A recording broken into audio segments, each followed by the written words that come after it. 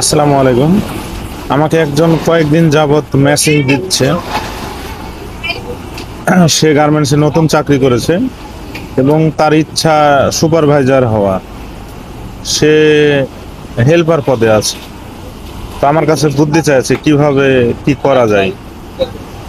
তো শুধু তার জন্য না, তো আসলে আমি মনে করি যারা সুপারভাইজার হতে যায় এদের জন্য প্রথমে আগে অন্তত প্রসেস সম্বন্ধে আইডিয়া থাকতে হবে, প্রসেসের কাজ করা লাগবে। যে অপরটা যে কাজগুলা করবে কাজগুলা করা লাগবে। 2 নম্বর, গাইড সম্বন্ধে আইডিয়া লাগবে।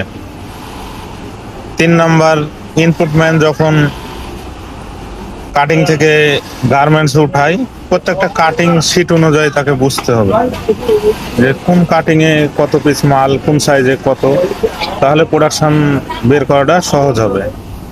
এবং প্রত্যেকটা পার্টস চেনা লাগবে